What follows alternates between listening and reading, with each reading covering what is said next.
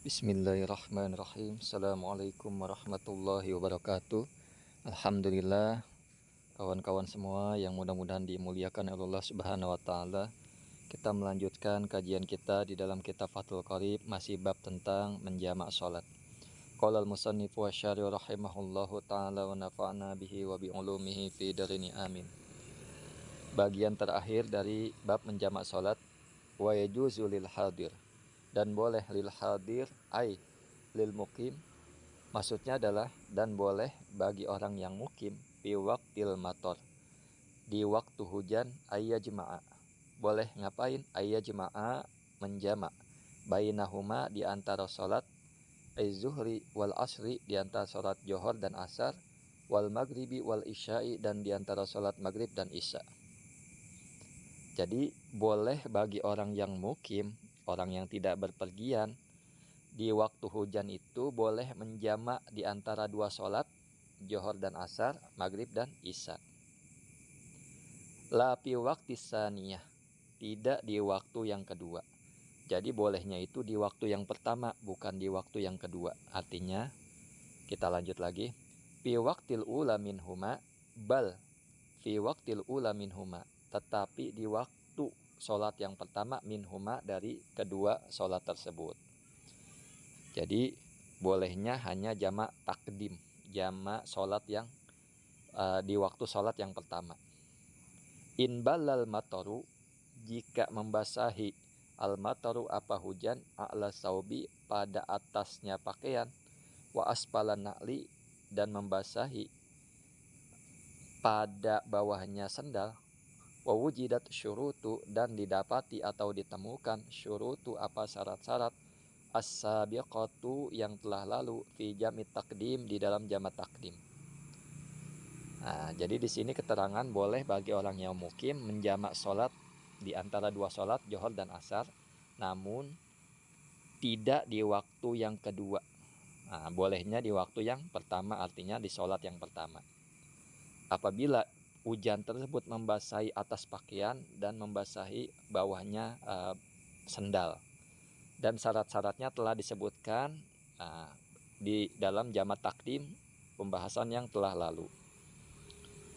Wa yushtaratu aidon, dan disyaratkan juga wujudul matori, apa adanya hujan, fi awalil sholataini, di awal dua sholat.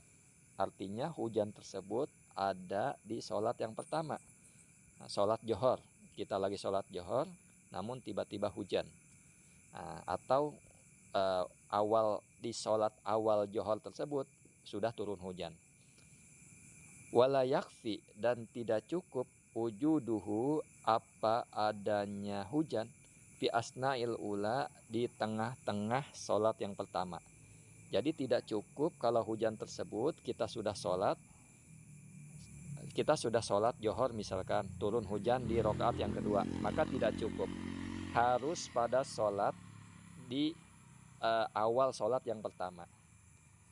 Nah, di sini wa yushtaratu, dan disyaratkan aidon juga wujuduhu, adanya hujan, indas salam, ketika salam.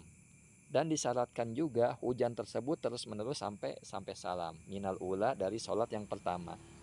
Nah, jadi hujan harus di awal sholat sudah hujan. Tidak boleh hujan tersebut di tengah-tengah sholat. Dan hujan tersebut berlalu hingga salam. Sawaun, adapun itu sawaun, sama saja, istamarro, terus-menerus, al-mataru, apa hujan, ba'da dzalika, sesudah itu, amla, atau tidak. Nah, setelah hujan di waktu yang pertama dan berlanjut hingga salam, maka kita hal tersebut sudah dapat menjamak sholat. Namun maupun hujan itu berhenti atau tidak, maka tidak akan membatalkan jamak kita. Tetap jamak berlangsung maksudnya.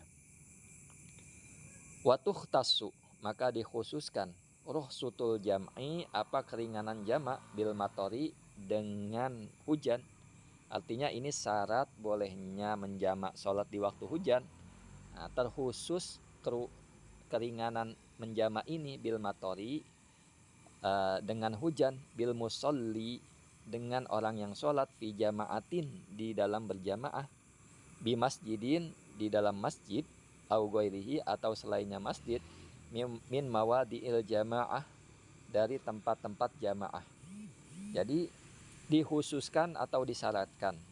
Jadi bukan semata-mata hujan kita langsung menjamak sholat, tidak begitu.